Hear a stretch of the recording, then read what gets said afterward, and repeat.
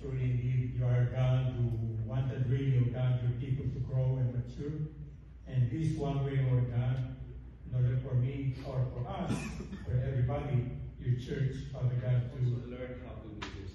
Because if you cannot give input, then we will have a problem in terms of theology within the groups. Again, why are we doing this? We're very careful because that chapter, you pick that verse to study. Okay? Any questions? you cannot govern yourself, no? Paano ka tatawagan ng Panginoon na if the Lord is calling you, go to Timbuktu, go to Bandung in Indonesia. Now, as we introduce to you what is discipleship, let's focus more first in discipleship. We would like to share to you how are we going to do it.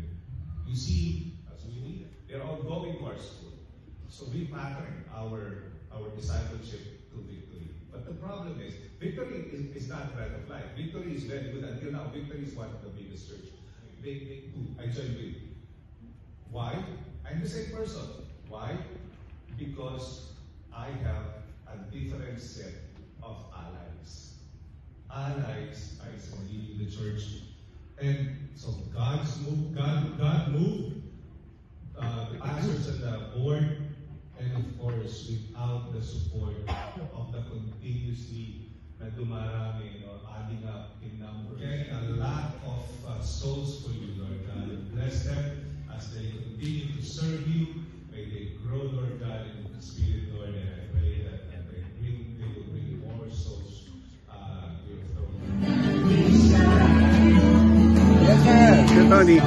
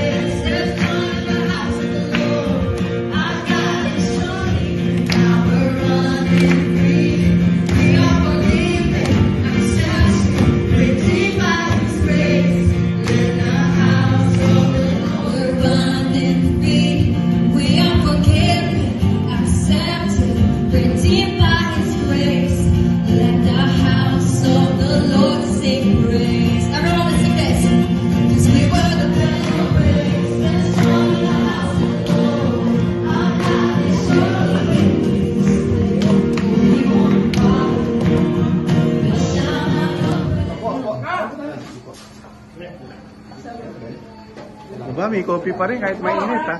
Yeah. Wala po. Hindi, okay na po ito. Hindi po. Bordos ka. God and abilitas, give us wisdom as we plan like that in Jesus' name. Amen. Happy birthday to you. Happy birthday to you. Sige na po. Kain na po tayo.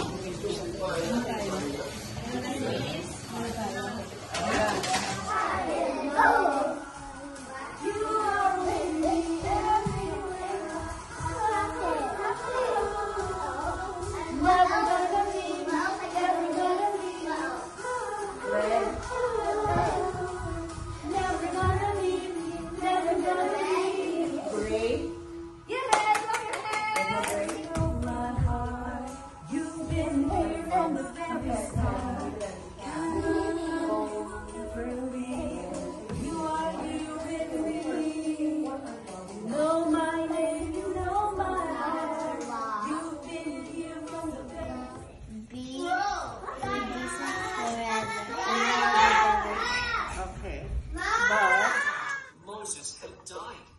Again, they decided to not trust in God. And so, They said to Aaron, "Moses is surely dead. We want a God to worship." Yes.